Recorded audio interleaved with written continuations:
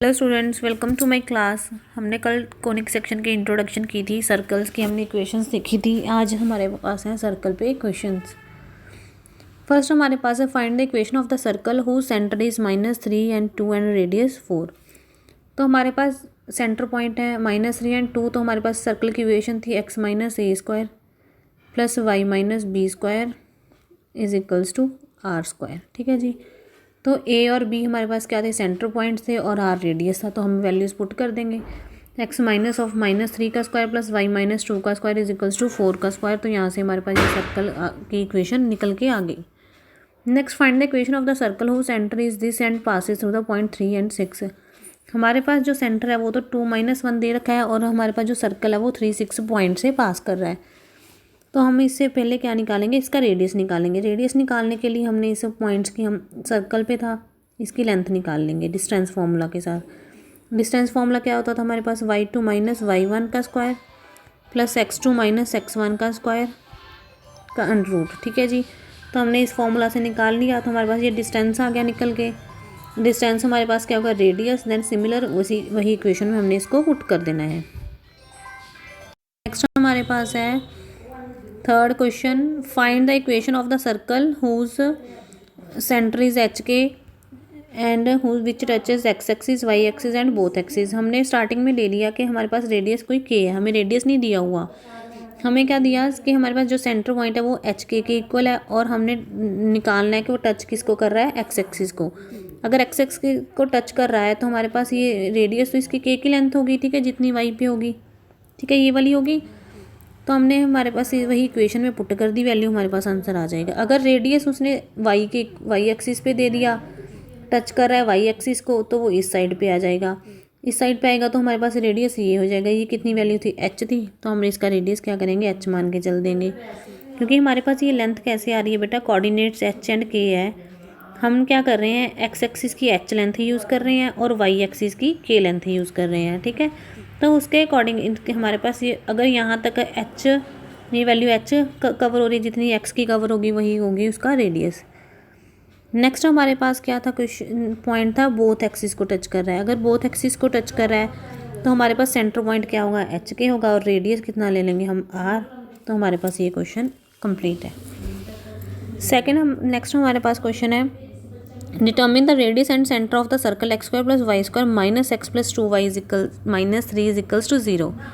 तो हमारे पास जो गिवन एक सर्कल है उसमें हमारे पास क्या है, हमारे पास है x² + y² - x + 2y -3।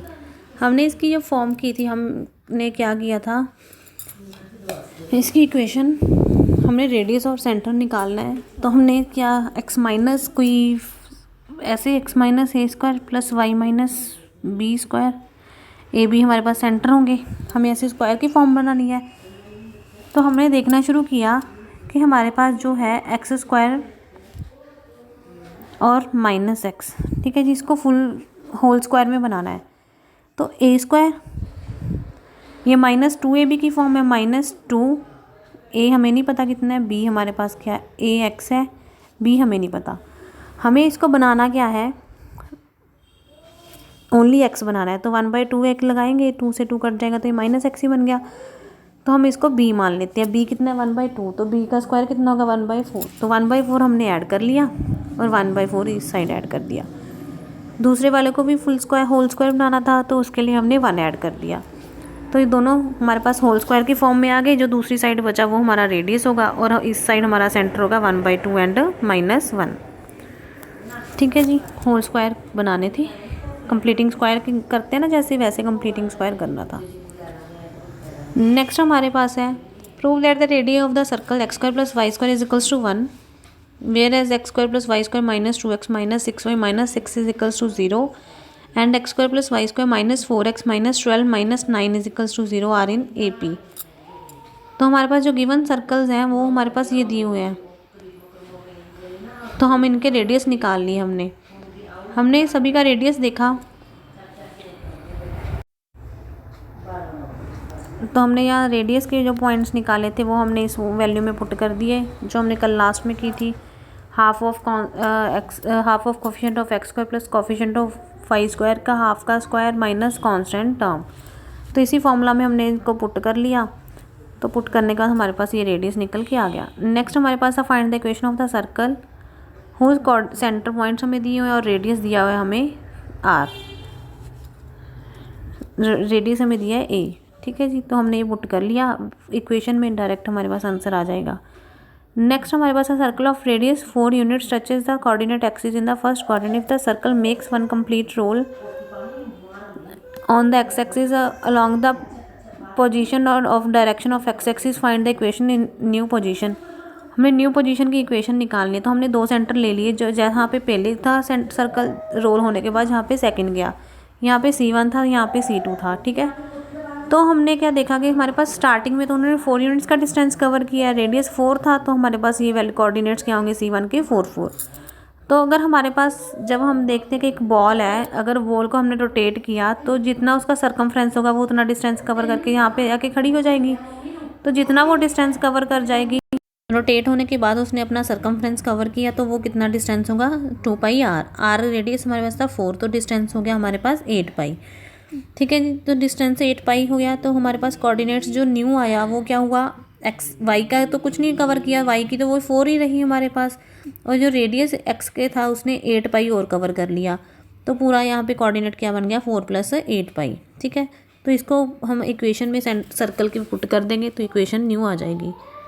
Next question आप ट्राई कर लेना बेटा, इसमें उसने वाई का कवर किया एरिया। ठीक है,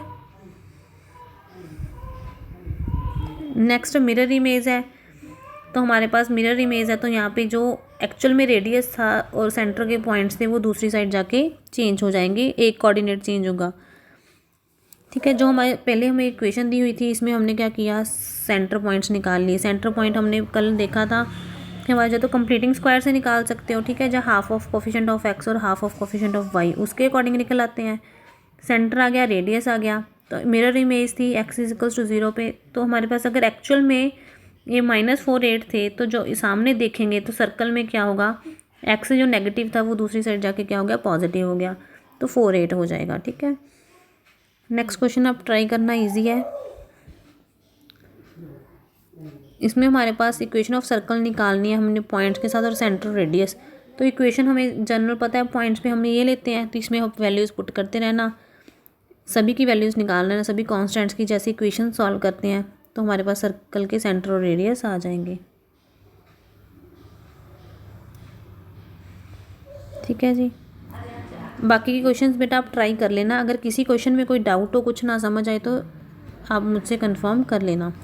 इजी है, अगर आपको एक सर्कल की इक्वेशन यूज़ करनी आ गई तो आप सभी क्वेश्चंस कर सकते हो। ठीक है जी, थैंक यू स्टूडेंट्स, बाय।